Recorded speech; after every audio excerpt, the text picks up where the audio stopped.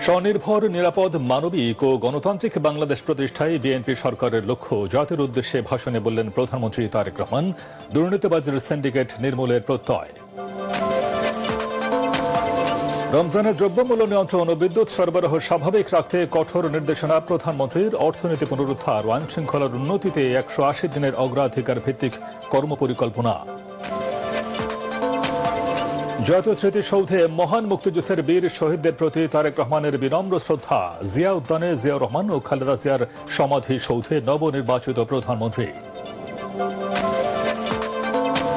জনপ্রত্যাশা পূরণের অঙ্গীকার নবনির্বাচিত মন্ত্রী প্রতিমন্ত্রীদের। ন্যায় বিচার নিশ্চিতের আশ্বাস। বিশ্বমানের শিক্ষা ব্যবস্থা চালুর আকাঙ্ক্ষা।